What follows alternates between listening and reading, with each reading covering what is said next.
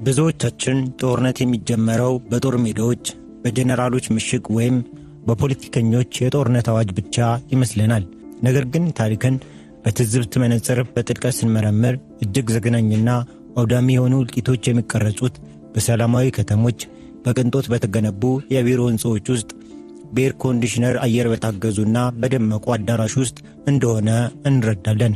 እዚያ በዋሽንግተን ዲሲ፣ በለንደን ወይም በፓሪስ ባሉ ውብ የኮንፈረንስ ጠረጴዛዎች ዙሪያ፣ በዓለም አቀፍ የገንዘብ ተቋማት የቦርድ ክፍሎች ውስጥ የዛሬው ታሪካዊ ጉዟችን የሚጀምረው ከዚህ ከንቱ ተቃርኖ በስተጀርባ ያለውን አስደንጋጭ እውነት መፈተሽ ነው። ይህ መግቢያ የሦስት ነገሮች ሰንሰለታማ ውህደት ነው። የዶላር ሽታ፣ የቀዘቀዙ ቁጥሮችና በመጨረሻም በምድር ላይ የሚፈሰው ትኩስ የሰው ልጅ ደም። በእርግጥ አዲስ ከታተመ የዶላር ኖት የሚወጣው ያ ልዩ ጣፋጭ የኬሚካልና የቀለም ሽታ ለብዙ ታላላቅ አገራት መሪዎች የሕልውና የሥልጣን ማራዘሚያና የብልጽግና ተስፋ ይመስላል። በተለይም በብድርና በእርዳታ ለሚኖሩ፣ በውስጣዊ የፖለቲካ ውጥረት ለሚሰቃዩ ደካማ መንግሥታት መሪዎች የዶላር ሽታ ማለት የሞትና የሽረት ጉዳይ ነው። ከሁለተኛው የዓለም ጦርነት ማብቂያ በኋላ የተመሠረተው ዓለም አቀፍ የገንዘብ ድርጅት IMF ይህን ሽታ ተከትለው ለሚመጡ አገራት የነፍስ አድን ሰረገላ መስሎ ቀረበ። ሀገራት የኢኮኖሚ ቀውስ ሲገጥማቸው፣ የውጭ ምንዛሪ ሲያጥራቸው፣ መፈራረስ ሲጀምሩ የመጨረሻ ተስፋ አድርገው የሚያንኳኩት የዚህን ተቋም በር ነው። ተቋሙም ሻንጣውን በዶላር ሞልቶ ይመጣል። ነገር ግን ይገርማል። ያ ጣፋጭ የዶላር ሽታ ገና ወደ አየር ውስጥ ሳይገባ ከጀርባ የያዘው ሰንሰለትና መቅሰፍት አብሮ ይተነፍሳል። ብድሩ በነፃ አይሰጥም፣ ዋጋ ያስከፍላል። ያ ዋጋ ደግሞ በዋሽንግተን ዲሲ ወንበር ላይ ተቀምጠው በሚጻፉ የቀዘቀዙ ቁጥሮችና በቀመሮች የተሞላ ነው። በታዋቂ ዩኒቨርሲቲዎች የተማሩት የዚህ ተቋም የምጣኔ ሀብት ምሁራን ወረቀት ላይ የሚያሰፍሯቸው እነዛ የኢኮኖሚ ማሻሻዮች እንደ በጀት ጉድለትን በ1.5% መቀነስ፣ የመንግሥት ድጎሞች ይነሱ ማለት፣ የአገር ውስጥ የመገበያያ ገንዘብን ዋጋ በ40% መቀነስ ወይም የመንግሥት ሠራተኞችን ደሞዝ ለተወሰኑ ዓመታት ማገድ የመሳሰሉ በሂሳብ ስሌት የታገዙ ውሳኔዎች ናቸው። በወረቀት ላይ ሲቀመጡ እጅግ ማራኪና ቀዝቃዛ ቁጥሮች ናቸው። ፍጹም ሳይንሳዊ ይመስላሉ። ነገር ግን አሳዛኙ ነገር ምን መሰላችሁ? እነዚህ በዋሽንግተን ዲሲ ወንበር ላይ ተቀምጠው የተጻፉ ቀዝቃዛ ቁጥሮች በሺዎች የሚቆጠሩ ኪሎሜትሮች ርቆ በሚገኝ ደሃ ሀገር ውስጥ ወዲያዎች ሲተረጎሙ የሚኖራቸው ትርጉም ፈጽሞ የተለየ ነው። አንድን ቁጥር ከሰንጠረዡ ላይ መቀነስ ማለት በደሃ ሀገር ውስጥ የሚገኝን አንድ የገጠር ክሊኒክ መዝጋት ማለት ነው። የገንዘብ ዋጋን መቀነስ ማለት በአንድ ሌሊት የአንድን ምስኪን አባት የዕለት ጉርስ የመግዛት አቅም በግማሽ መውደቅ ማለት ነው። የመንግሥት ድጎማዎችን ማንሳት ማለት በ10 ሺዎች የሚቆጠሩ ዩኒቨርሲቲ የገቡ ድሃ ተማሪዎች ትምህርታቸውን አቋርጠው ወደ ጎዳና መውጣታቸው ነው ማለት ነው። እነዚህ በቁምጣና በባዶ እግራቸው የሚሄዱ፣ ማዕዳቸው ባዶ የሆነ፣ የተማሩት ትምህርት ተስፋ ያጣባቸው በሚሊዮኖች የሚቆጠሩ ሰዎችን ስሜትና ስነ ልቦና ግን እነዚህ በቢሮ ውስጥ የተቀመጡ ቀዝቃዛ ቁጥሮች ሊለኩት አይችሉም። ለዚህ ማሳያ የሚሆን ታላቅ የታሪክ እውነታ ልንገራችሁ። በ1980ዎቹ መጨረሻ ዩጎዝላቪያ ውስጥ የሆነው ልክ ይህንን ይመስል ነበር። የIMF የድንገተኛ ሕክምና ወይም ሾክ ቴራፒ ፖሊሲ በአገሪቷ ላይ ተግባራዊ ሲሆን የዋጋ ግሽበቱ ሰማይ ነካ። ታዋቂ ፋብሪካዎች ተዘጉ። በዋሽንግተን ያሉ ባለሙያዎች የጻፉት ቁጥር በሚሊዮኖች የሚቆጠሩ ሰዎችን ሥራ አጥ አደረገ። በተመሳሳይ መልኩም በሩዋንዳ የሆነው ይሁ ነበር። በ1990 በዓለም የቡና ዋጋ መውደቅ የዛለችው ሩዋንዳ ከIMF ብድር ስትጠይቅ የተሰጣት ምላሽ የሩዋንዳን ፍራንክ ዋጋ በ40 በመቶ መቀነስ የሚል ቀዝቃዛ ቀመር ነበር። ይህ ቀመር በአንድ ጀንበር የምግብን ዋጋ አናረው። ወጣቶችን ያለ ሥራ ያለ ተስፋ በትናንሽ መንደሮች አስቀመጠ። በእኛ የታሪክ መዝገብ ውስጥም ጥልቅ ጠባሳ ጥለው ያለፉትን እነዚህ ሀገራት ታሪክ ይህን እውነት በጉልህ ያሳያሉ። ዛሬ በዚህ ሰፊ መግቢያችን ታሪኩን ስንጀምር የዶላር ሽታ እንዴት የደም ሽታ እንደሆነ፣ ቀዝቃዛው የሂሳብ ስሌት እንዴት ወደ ታላቅ የሰብአዊ መብት እልቂት እንደተቀየረ በጥልቀት እንመረምራለን። በታሪክ ውስጥ ትምህርት የሚሆኑንን ዩጎዝላቪያ፣ ሩዋንዳ እና ዛይር የአሁኗ ኮንጎ ያሉ ሀገራትን ታሪክ እንመለከታለን። ምንም እንኳን የኢኮኖሚ ምሁራን ለእነዚህ ቀውሶች ዋነኛ ተጠያቂ የሀገሪቱ የውስጥ አስተዳደር ችግር ነው ወይስ የIMF ጥብቅ መመሪያዎች በሚለው ላይ ቢከራከሩም የሚከተሉት ሀገራት ታሪክ ግን የብድር ዕዳ፣ የኢኮኖሚ መውደቅና የጦርነት ትስስር This is በግልጽ ያሳያል። አብሮን ይቆዩ። የታሪክ መዝገብ ሁልጊዜ አስደናቂ ነው። አንዳንዴ ወደ ኋላ ተመልሰን ትናንትን ስንመረምር ዛሬ በዓይናችን የምናየው እውነታ እንዴት ባለ ስውር ክር ተሸምኖ እንደመጣ ስንረዳ ልባችን በድንጋጤ ይቆማል። ለመሆኑ ትዝ ይላችኋል? የ1984ቱ የሳራዮቭ የክረምት ኦሎምፒክ የዓለም ሕዝብ ዓይኑን ወደ ባልካን ምድር ወደ ውቧ ዩጎዝላቪያ አቅንቶ ነበር። በዚያ ውብ የክረምት ወራት በበረዶ የተሸፈኑት የሳራዮቭ ኮረብታዎች የደስታ የፍቅርና የአንድነት መድረክ ነበሩ። ሰርቦች፣ ክሮሺያዎች፣ ቦስኒያዎች፣ ስሎቫያኖች እጅ ለእጅ ተያይዘው በአንድነት መዝሙር እየዘመሩ የዓለምን ስፖርተኛ በክብር ተቀበሉ።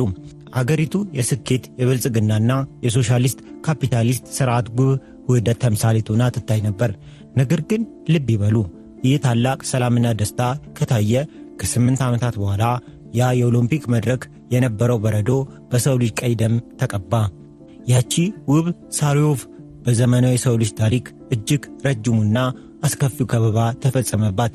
የከተማ ነዋሪዎች በረሃብ በጥርጣሬና በፈንጂ ስቃያቸውን አዩ። ለመሆኑ ከኦሎምፒክ ውብ ፈገግታ በስተጀርባ ምን ተደብቆ ነበር? ያንን አንድነት ሰንሰለት የበጣጠሰው ወንድማማቾችን እርስ በርስ ያፋቸው ያ ስውር እጅ ምን ነበር? ታሪክ ጸሐፊያን እንደሚነግሩን መልሱ የሚገኘው በታላላቅ የጦር መሳሪያዎች ውስጥ ሳይሆን በወቅቱ ዩጎዝላቪያ ተዘፍቃበት በነበረው የውጭ ዕዳና በአይኤምኤፍ ድንገተኛ ሕክምና ወይም ሾክ ቴራፒ በሚል ስያሜ በሰጣት መርዛማ የኢኮኖሚ ቀመር ውስጥ ነበር።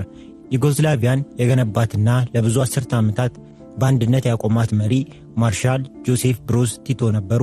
ቲቶ በምስራቅ የሶቪየት ኅብረት ኮሚኒስት ጎራና በምዕራብ የካፒታሊስት ጎራ መካከል ገለልተኛ ሆኖ የአገሪቱን ጥቅም በአስደናቂ ብልሃት ያስጠብቅ ነበር።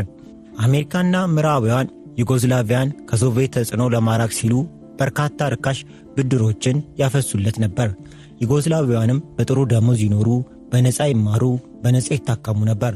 ነገር ግን ይህ ውብ ሕይወት የተገነባው በአሸዋ ላይ ነበር፣ በብድር ላይ። በ1970 ዓመተ ምህረት አገሪቱ የነበረባት የውጭ ዕዳ $2 ቢሊዮን ብቻ የነበረ ሲሆን በ10 ዓመታት ውስጥ ግን ይህ ዕዳ በ10 እጥፍ ጨምሮ $20 ቢሊዮን ደረሰ።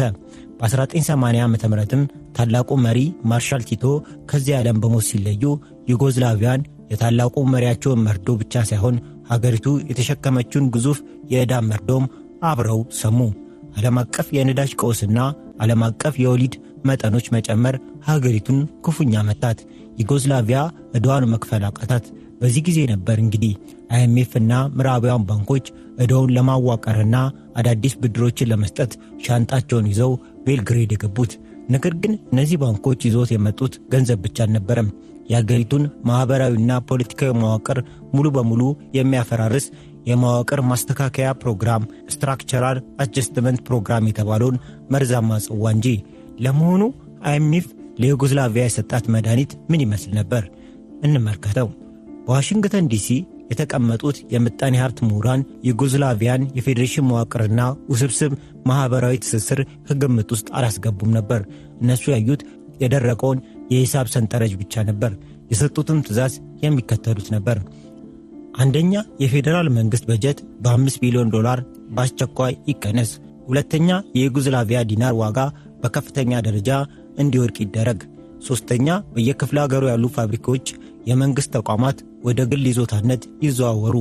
አራተኛ፣ የሠራተኛው ደሞዝ እንዲታገድ ወይም እንዲቀነስ ይደረግ የሚል ትእዛዝ አስተላለፉ። ከ1989 እስከ 1990 የዩጎዝላቪያ ጠቅላይ ሚኒስትር የነበሩት አኒቴ ማርኮቪች በአይኤምኤፍ ድጋፍና ግፊት ይህንን የድንገተኛ ሕክምና ወይም ሾክ ቴራፒ ሙሉ በሙሉ መተግበር ጀመሩ። ይገርማል።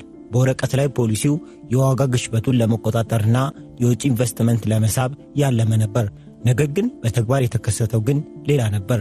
አንድን ሀገር በአንድነት አጣብቆ የያዘው የኢኮኖሚ ሙጫ መሟሟት ጀመረ። ዩጎዝላቪያ 6 ሪፐብሊኮችና 2 ራሶችን የቻሉ ክፍለ ሀገራት የያዘች ፌዴሬሽን ነበረች። ከእነዚህ መካከል ስሎቫኒያ፣ ክሮሺያ በኢንዱስትሪ የበለጸጉ ባለሀብት ሲሆኑ ሰርቢያ፣ ቦስኒያና ኮሶቮ ግን በአንጻራዊነት ድሃና በፌዴራል መንግሥቱ ድጎማ የሚኖሩ ነበሩ። የአይኤምኤፍ ፖሊሲ የፌዴራሉ መንግሥት የድጎማና የሀብት ክፍፍል አቅም ሙሉ በሙሉ አኮሰመው። የዩጎዝላቪያ የፌዴራሉ ባንክ ለድሃ ክፍለ ሀገራት የሚሰጠው ብድርና ድጋፍ እንዲያቆም ተደረገ። በዚህ ጊዜ ባለጸጎቹ ስሎቫያና ክሮሺያ የእኛን ሀብት ለምን ለድሆች ክፍለ ሀገራት እናከፋፍላለን? ለምንስ ለአይኤምኤፍ ዕዳ መክፈያ እንሰጣለን? የሚል ቅሬታ ማሳደር ጀመሩ። በሌላ በኩል ደግሞ በድጎማ ይኖሩ የነበሩት ድሆች ክፍለ ሀገራት ባዶ እጃቸውን ቀሩ። የደሞዝ መታገድ፣ የፋብሪካዎች መዘጋትና የኑሮ ውድነት ሕዝቡን ወደ አደገኛ ረሃብና ጭንቀት መራው። የኢኮኖሚ ውድቀት የሥራ አጥነት ምጣኔውን ወደ 17% ሰቀለው። የገንዘብ የመግዛት አቅም መዳከም ሀገሪቷ ላይ ከፍተኛ ድህነትንም አስከተለ። የሰዎች ሆድ ሲባባና ማዕዱ ባዶ ሲሆን አስተዋይነት ይጠፋል። ዩጎዝላቪያንም ትላንት ያን ያህል ተስማምተው በአንድ የኦሎምፒክ መድረክ የኖሩት ሆዳቸው ጠግቦ የወደፊቱ ተስፋቸው አምሮ በነበረበት ጊዜ ነበር። አሁን ግን ተስፋቸው ጨለመ። በዚህ ጊዜ ነበር እንግዲህ የጥፋት መላእክት የሆኑት የፖለቲካ መሪዎች ብቅ ያሉት። በሰርቢያ በኩል ስሎቦዳን ሚሎቪች፣ በክሮኤሽያ በኩል ፍራንጆ ቱጅማን ተነሱ። እነዚህ መሪዎች የሕዝቡን ረሃብ፣ ቁጣና ተስፋ መቁረጥ ተጠቅመው የብሔር ጥላቻን ባሩድ መነስነስ ጀመሩ። ሚሎቪች ለሰርቦች እንዲህ አለ። ለእናንተ መቸገርና መራብ ምክንያት የክሮኤሽያ የስሎቫኒያ ስግብግቦች ናቸው። ሰርቦች ተበድለዋል ይል ጀመር። ቱጅማን ደግሞ ለክሮኤሽያን እንዲህ አለ። ለእኛ ደህንነት ተጠያቂው የቤልግሬድ ወይም የሰርቢያ አምባገነን መዋቅር ነው። ሀብታችንን እየበዘበዙ ነው ይል ጀመር። ሰዎች ትኩረታቸውን ከኢኮኖሚ ውድቀትና ከአይኤምኤፍ አስገዳጅ ፖሊሲዎች ላይ አንስተው እርስ በርስ በብሔር መነጽር መታየት ጀመሩ። ትናንት አብሮ ያደጉ ትዳር የመሠረቱና በአንድ መንደር የኖሩ ሰዎች በአንድ ጀንበር ጠላትና ወዳጅ ተብለው ተለያዩ። በ1991 ዓ.ም ያ የባልካን ባሩድ ቤት በመጨረሻ ፈነዳ። ስሎቫኒያ፣ ክሮኤሽያ ከፌዴሬሽኑ መገንጠላቸውን አወጁ። ይህ ተከትሎ በክሮኤሽያ በቦስኒያና በኮሶቮ የተነሳው የእርስ በርስ ጦርነት አገሪቱን ወደ ገሃነም ቀየራት። የሳራዮቭ ከተማ በከባድ መሳሪያዎች ስትደበደብ ውብ የኦሎምፒኩ ስታዲየም የሬሳ መቀበሪያ መቃብር ሆነ። ከ100 ሺህ በላይ ሰዎች በአሰቃቂ ሁኔታ ተጨፈጨፉ። በሚሊዮን የሚቆጠሩት ደግሞ ስደተኛ ሆኑ። የዚህ ታሪክ ትልቁና አስገራሚው ምጸት ደግሞ የአይኤምኤፍና ምዕራባውያን ባንኮች ዩጎዝላቪያን የቆነጠጡት የኢኮኖሚ ሕክምና የሰጧትና ድንገተኛ ሕክምና በሚል የነዘሯት የነበራቸውን የ$20 ቢሊዮን ዕዳ ለማስመለስና ሀገሪቱን ወደ ዓለም አቀፍ ነፃ ገበያ ለማስገባት ነበር። ነገር ግን በወሰዱት የጨካኝ ሂሳብ እርምጃ ምክንያት ሀገሪቱ ራሷ ፈረሰች። 6 ቦታ ተቆራረጠች። የመንግሥት መዋቅር ሙሉ በሙሉ ሲፈራርስ ለዓመታት የተበደሩት ብድር የሚከፈልበት ምንም አይነት መንገድ አልነበረም። ሀገሪቱ ሙሉ በሙሉ በኪሳራና በአመድ ተሸፈነች። የተቋሙ ባለሙያዎች በዲሲ ሆነው ባዘጋጁት ቀዝቃዛ ሂሳብ ሰንጠረዥ ምክንያት ያገኙት ነገር ቢኖር የ$20 ቢሊዮን የብድር ክፍያ ሳይሆን በሚሊዮን የሚቆጠር ሰዎች እልቂትና የአንዲት ታላቅ አገር መቃብር ነበር። ታሪክ መቼም አይዋሽም። ትምህርቱ ግልጽ ነው።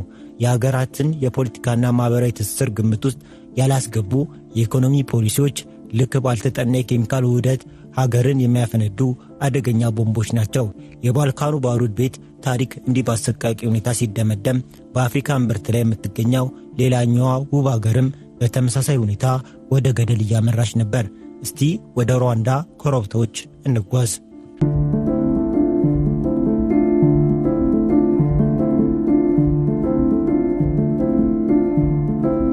ይችን ሀገር በአይነ ህሊናችሁ ሳሏት። ሩዋንዳ የሺህ ኮረብቶች ምድር የምትታወቀዋ ውብ ሀገር። ጠዋት ጠዋት በኮረብታዎች ላይ የሚንጠለጠል ነጭ ጭጋግ፣ ለምለም አረንጓዴ ገጽታዋና በየተራራ ቁልቁለት ላይ በትጋት የሚሰሩ ፈገግተኛ ገበሬዎች። ለዘመናት ሩዋንዳውያን መሬታቸውን እየኮተኮቱ ከቡናና ከሻይ እርሻቸው በሚያገኙት ጥቂት ገቢ ሰላማዊ ሕይወት ይመሩ ነበር። በተለይም የሩዋንዳ ጣፋጭ ቡና በዓለም ገበያ ላይ ትልቅ ስም ነበረው። የሀገሪቱ የውጭ ምንዛሪ ገቢ ከ80 በመቶ በላይ የሚመሰረተው ከዚህ የቡና ምርት ነበር። ነገር ግን ልብ ይበሉ፣ ከዚህ አረንጓዴ ገጽታና ከቡናው ጣፋጭ መዓዛ በስተጀርባ እሳተ ገሞራ ሊፈነዳ የቀናት ዕድሜ ብቻ ቀርቶት ነበር።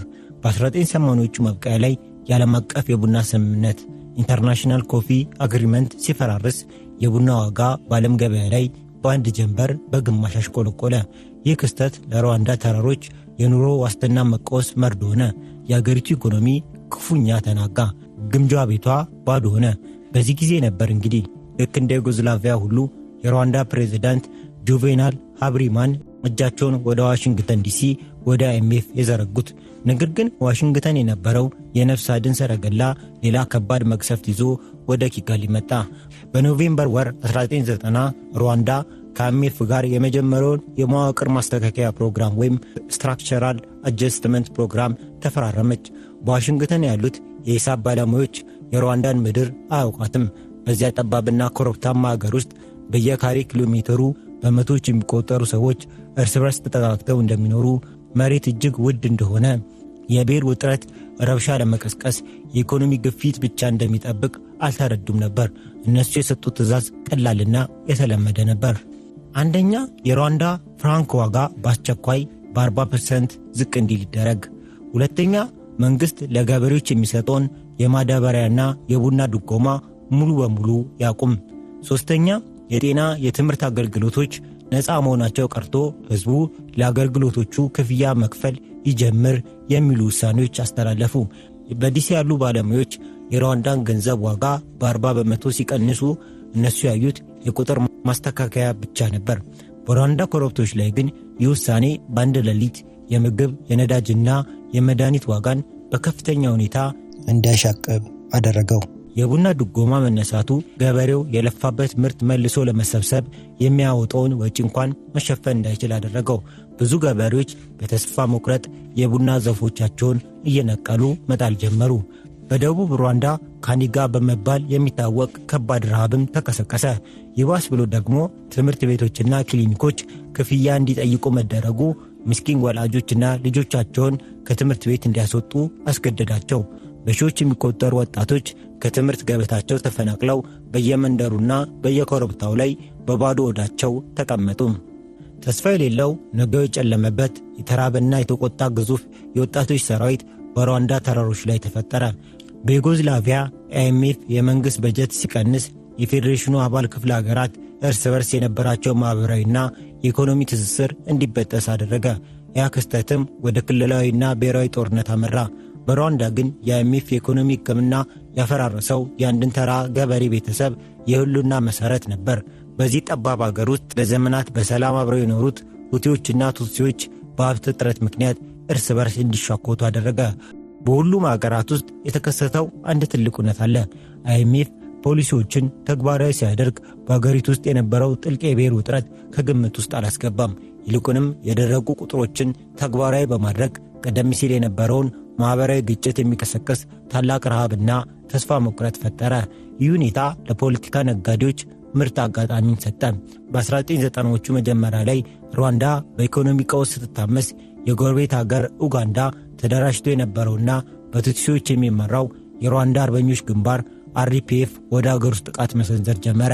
የአብሪማን አምባገነን መንግሥትም አገሪቱ ለገባችበት አስከፊ የኢኮኖሚ ቀውስና ረሃብ ራሱን ተጠያቂ ከማድረግ ይልቅ ጥቆማውን ወደ ቱትሲዎች አዞረ።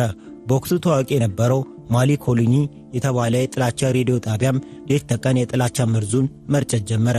ለእናንተ ረሃብ፣ ለገንዘባችን መርከስና ለሥራ አጥነት ተጠያቂዎቹ እነዚህ በአገራችን ያሉ ቱትሲዎች ናቸው እያለ ቀሰቀሰ። የአይኤምኤፍ ፖሊሲዎች ምክንያት ትምህርት አቋርጠው በረሃብና በተስፋ መቁረጥ በየመንገዱ ይንከራተቱ የነበሩት በመቶ ሺዎች የሚቆጠሩ ወጣቶች ለዚህ የጥላቻ ፕሮፓጋንዳ በቀላሉ ተጋለጡ። የእነዚህ ወጣቶች ባዶ ሆድና የተቆጣ ስነልቦና ለጽንፈኛው ሁቱ ሚሊሻ ምርጥ መመልመያ ሆነ። ሚሊሻው ለእነዚህ ወጣቶች መጠለያ፣ የሚበላ ምግብ፣ አልኮልና የቱትሲዎችን ንብረት ዘርፈው ባለሀብት የሚሆኑበትን ዕድል ቃል ገባላቸው። የሚገርመው ግን ሩዋንዳ ለአይኤምኤፍ ብድር መክፈያ በጀቷን ስትቆጥብ የጦር መሳሪያና ሜንጫዎቹን ከውጭ አገር ለማስገባት ግን በሚሊዮን የሚቆጠር ዶላሮችን ታወጣ ነበር። በአንድ ወቅት ሩዋንዳ ከአውሮፓና ከኤዥያ አገራት በ10 ሺዎች የሚቆጠሩ አዳዲስ ሜንጫዎችን አስገብታ ነበር። የሜንጫዎቹ ዋጋ እጅግ ርካሽ ከመሆኑ የተነሳ ማንም የተራበ ወጣት በቀላሉ ሊገዛው ይችል ነበር። አፕሪል 1994ም የፕሬዝዳንት አብሪማን አውሮፕላን በኪጋሊ አየር ማረፊያ ላይ ስትመታ ያለ ዓመታት የተዘጋጀው የባሩድ ቤት ፈነዳ። በአንድ ጀንበር ሩዋንዳ የደም ባህር ሆነች። ትናንት በአይኤምኤፍ ኢኮኖሚ ጫና ምክንያት ተስፋ ቆርጠው በየመንገዱ ይንከራተቱ የነበሩ ወጣቶች ምንጫቸውን ይዘው የቱትሲ ጎረቤታቸውን ማደን ጀመሩ። በመቶ ቀናት ውስጥ ብቻ ወደ 1 ሚሊዮን የሚጠጉ የሰው ልጆች በአሰቃቂ ሁኔታ ታረዱ። እናቶች በልጆቻቸው ፊት ተደፈሩ። ሕፃናት በድንጋይ ተቀጠቀጡ። ኮረብቶች በሬሳዎች ተሞሉ። ውብ ወንዞቿ ደም እየተፉ አስከሬኖቿን ወደ ጎረቤት አገራት ወሰዱ። ሩዋንዳ የሺህ ኮረብቶች ምድር መሆኗ ቀርቶ የሺህ አምቦች የደም ዋሻ ሆነች። ከእልቂቱ በኋላ ሩዋንዳ ሙሉ በሙሉ ወደመች። የሰው ኃይል ጠፋ፣ እርሻዎች ወደሙ፣ የመንግሥት መዋቅር ፈረሰ። አይኤምኤፍ ለሩዋንዳ የሰጠው ብድር የሚያስመልስበት ምንም አይነት መንገድ አልነበረም። ምክንያቱም ሀገሪቱ ራሷ በጥፋት አመድ ተሸፍና ነበር። በኋላ ላይ አዲሱ መንግሥት ሥልጣን ሲይዝ ከባድ የብድር ዕዳዎችን ተሸክሞ ሀገሪቱን ከአመድ ላይ ለመገንባት መከራውን ማየት ነበረበት። ታሪክ መቼም አይረሳም። በዋሽንግተን ዲሲ በጥቁር ቀለም የተጻፈው የሩዋንዳ ገንዘብ የሆነውን የፍራንክን ዋጋ መቀነስ የሚለው ቀዝቃዛ ፖሊሲ በሩዋንዳ ምድር ላይ በሚሊዮን የሚቆጠሩ ሰዎችን ሕይወት የቀጠፈ የሜንጫ ሰይፍ ሆኖ ተገኘ። በቀጣይ ደግሞ የበፊቷ ዛይር የአሁኗ ኮንጎ እንጓዝ።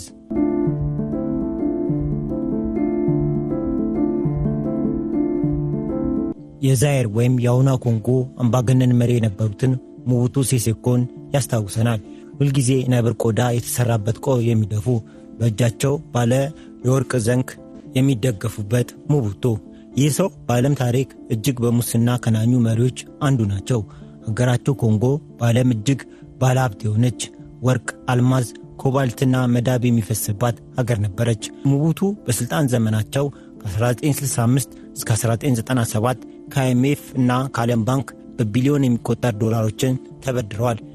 የሚገርመው ነገር ምን መሰላችሁ? አይኤምኤፍ ሙቡቱ ይህን የተበደረውን ገንዘብ ለሕዝብ አገልግሎት ሳይሆን በስዊዘርላንድ ባንኮች ውስጥ ለራሱ የቅንጦት ኑሮ እንደሚያውለውና የሙስና ምዝበራ እንደሚያደርግ ጠንቅቆ ያውቅ ነበር። ነገር ግን በወቅቱ ከነበረው የቀዝቃዛ ጦርነት ፖለቲካ ፍላጎት የተነሳ ኮንጎ ወደ ኮሚኒስት ጎራ እንዳትገባ ለመከላከል ብቻ ብድሩን ማፍሰሱን ቀጠለ። በ1990ዎቹ መጀመሪያ የቀዝቃዛ ጦርነት ሲያበቃ ግን የምዕራባውያን ፍላጎት ተቀየረ። የአይኤምኤፍ የብድር ቧንቧን ዘጋው። በምላሹ እጅግ ከባድ የሆነ የቁጠባ እርምጃዎችን እንድትተገብር ዛይርን አስገደዳት። አገሪቱ ከ14 ቢሊዮን ዶላር በላይ የውጭ ዕዳ በትከሻዋ ላይ ተጭኖ ነበር። ምን ተከሰተ? እንመልከተው። የመንግሥት ሠራተኛው ደሞዝ ተቋረጠ። ወታደሮች የሚበሉት አጡ። ትምህርት ቤቶችና ሆስፒታሎች ፈረሱ። ሀገሪቱ ሙሉ በሙሉ በሙስና የሰበሰበችው መዋቅር በአይኤምኤፍ የኢኮኖሚ ማዕቀብና የብድር መቋረጥ ሳቢያ እንደ ጫው ቀለጠ። ይህ መፈራረስ በ1996 እና በ1998 የተከሰቱትን ከ5 ሚሊዮን በላይ ሰዎችን ሕይወት የቀጠፉትን የመጀመሪያውና ሁለተኛው የኮንጎ ጦርነቶችን ወለደ። ዛሬም ድረስ ኮንጎ ከዚህ የጦርነት የድህነት ቅዠት መውጣት አልቻለችም። የተበደረችውን ብድር መክፈል ጨርሶ አቅቶታል። አሁን ሦስቱንም አገራት በሚዛን ላይ አስቀምጠን ታሪካዊ ንጽጽር እናድርግ። ዩጎዝላቪያ፣ ሩዋንዳና ዛይር ወይም ደግሞ የአሁኗ ኮንጎ። ሦስቱም አገራት በአይኤምኤፍ ብድርና የፖሊሲ መርዞች ምክንያት ወደ እልቂት አምርተዋል። ነገር ግን የሄዱበት መንገድ ይለያያል። ዩጎዝላቪያን ስንመለከት እዚህ ጋር ቀውሱ የተጀመረው ከላይ ነው። የአይኤምኤፍ የቁጠባ ፖሊሲ የፌዴራሉን መንግሥት የሀብት ማከፋፈያ አቅም ሲያዳክመው፣ ባለጸጎችና ድሆች ክፍለ አገራት እርስ በርስ ተጣሉ። ጦርነቱ የመንግሥት መዋቅርን ሙሉ በሙሉ በመበታተን ተጠናቀቀ። ሩዋንዳ። እዚህ ጋር ደግሞ ቀውሱ የተጀመረው ከታች ከገበሬው ማዕድ ነው። የቡና ዋጋ መውደቅ፣ የአይኤምኤፍ የገንዘብ ምንዛሪ ቅነሳ ገበሬውንና ተራውን ወጣት ክፉኛ አስራበው። ያ የተራበው ወጣት ደግሞ በቀላሉ የዘር ማጥፋት ሚሊሻ ሰለባ ሆነ።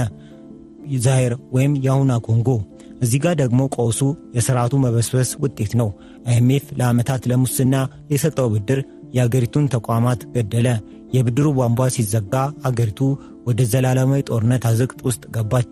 ምንም እንኳን መንገዶቹ ቢለያዩም የደረሱበት መዳረሻ ግን አንድ ነበር፤ ታላቅ እልቂት፣ የሰብአዊ መብት ውድመትና በመጨረሻም ብድሩን መክፈል የማይችሉ አገራት ሆነው መቅረታቸው። እነዚህ ታሪኮች አንድ አሰቃቂና ስልታዊ የሆነ አዙሪት እናያለን። ይህ አዙሪት 5 ደረጃዎች አሉት። ደረጃ 1 ደካማና በሙስና የተጨማለቀች ሀገር የውስጥ የፖለቲካ ቀውሷን ለማስታገስ ከአይኤምኤፍ ከፍተኛ ብድር ትወስዳለች። ደረጃ 2 ከአይኤምኤፍ ብድሩ ሲሰጥ አገሪቱ የገንዘቧን ዋጋ እንድትቀንስ፣ በጀቷን እንድትቆርጥና አገልግሎቶቿን እንድትሸጥ ያስገድዳል። ደረጃ 3 እነዚህ የቁጠባ ፖሊሶች የሕዝቡን የዕለት ጉርስ ያሳጡታል። ወጣቱ ያለ ሥራ ይቆያል። ማኅበራዊ ውጥረትም ሰማይ ይነካል። ደረጃ 4 የፖለቲካ መሪዎች የሕዝቡን ረሃብና ቁጣ ተጠቅመው የብሔር ወይም የሃይማኖት ጦርነት ይጭራሉ። ሀገር በደም ትታተባለች። ደረጃ 5 ከጦርነቱ በኋላ ሀገሪቱ ሙሉ በሙሉ ትወድማለች። ብድሩን መክፈል ጨርሶ አችልም።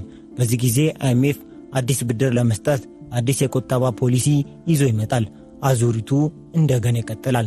ዛሬ ያቀረብላችሁ ታሪካዊ ጉዞ የሚያሳየን ትልቅ እውነት አለ። ዓለም አቀፍ የገንዘብ ተቋማት ለሀገራት የሚሰጧቸው የኢኮኖሚ ቀመሮች በወረቀት ላይ ያሉ ቀዝቃዛ ቁጥሮች ብቻ አይደሉም። ከእያንዳንዱ ቁጥር ጀርባ የሰው ልጅ ሕይወት አለ። የሀገራትን ታሪካዊ፣ ባህላዊና ፖለቲካዊ መዋቅር ከግምት ውስጥ ያላስገቡ የኢኮኖሚ ፖሊሲዎች ሀገርን ከማዳን ይልቅ ወደ ገደል የሚገፉ መርዞች ናቸው። ዕዳ ሁልጊዜ በዶላር ብቻ አይከፈልም። አንዳንዴ ዕዳ የሚከፈለው በሰው ልጅ ሕይወት፣ በፈሰሰ ደምና በጠፋ ማንነት ጭምር ነው። ታሪክ ግን መቼም አይዋሽም። ትናንት የመዘገበው እውነት ዛሬም እያስተማረን ይኖራል። ለዛሬ የነበረን ዝግጅት ይህን ይመስላል።